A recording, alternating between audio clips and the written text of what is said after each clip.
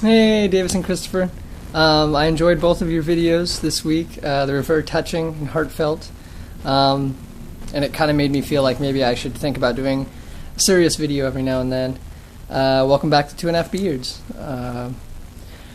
No, I promise not every video I'm going to make is going to be about the Seattle Sounders. But I've been pretty filled in as far as what's going on with the team lately, because the season just ended and there was talk of firing the head coach, Sigi Schmid. And the blog I visit, Sounder at Heart, a lot of commenters there had ideas and thoughts about how terrible Ziggy was as a coach, how he either the story would change from week to week. Either he didn't accompany or apply enough tactical changes, or his tactical changes were too often. He had lost the locker room. The losses were his fault. And anytime like a player would be upset or something was going on, they'd blame him. And he was just announced yesterday, according to this video, that he would come back for another year as the head coach of the Sounders. And people are still really upset, and they think that the ownership team doesn't know anything.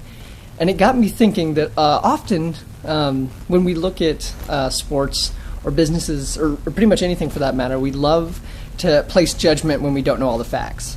And about probably 99% of the people commenting on that thread don't go to training sessions, don't meet with Ziggy and talk to him, don't meet with players and talk to them, don't meet with the general manager.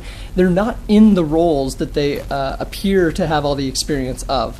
And that's fine. I don't think there's anything wrong with criticism from a point of view that is not in-depth. Sometimes outside eyes can do the most.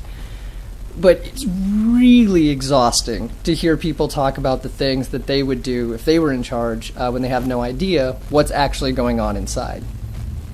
And on my walk this morning to go get coffee, I thought about maybe how we do that with people, like Davis was talking about, the idea that you don't hear somebody's story. I hate the cliche walk a mile in somebody's shoes because, first of all, it's a cliche, and second of all, 1 mile in somebody's shoes will not give you any sense of who that person is, the experiences they've had. I think to myself that I'm a pretty nice guy when you meet me. But I imagine there were people who met me right after my mother died last December who probably thought I was an asshole. Because I was. I didn't care to meet anybody. I didn't care to enjoy anybody's company. I was sad. I was heartbroken. And I probably acted that way. And so, you know, when we interact with people, everybody talks about how first impressions are so important. And, I mean, I guess they are from a psychological standpoint, but I really wish that people would get over that, because you never know how you're meeting somebody, what's been happening to them recently, what's happened to them in the past. I mean, we often love to judge everything from the outside, and maybe it makes us unbiased. Maybe we can get a general balanced view as opposed to being in a situation when we're judging it.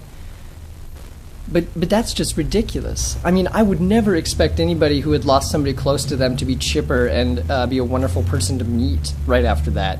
Sometimes people are having bad days, and I work in customer service now, and some days I can really get upset at customers who come to me rudely or who seem to demand things without understanding that I'm a person, and then I think to myself, wait, I'm doing the same thing to them. Who knows what happened or why they are the way they are, what things have gone on in their life that led to them at this very moment making that decision to behave that way.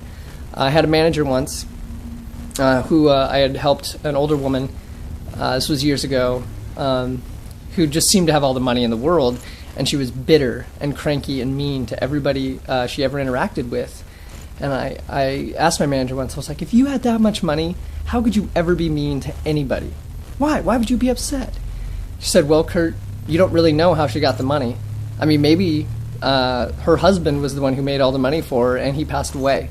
And now the money is just a reminder that he's not there anymore. So, you know, it's just something to take into consideration. When we meet people, we should maybe think that they may have had a life that was different than ours, and we should act accordingly. All right, I'll see you guys later this week.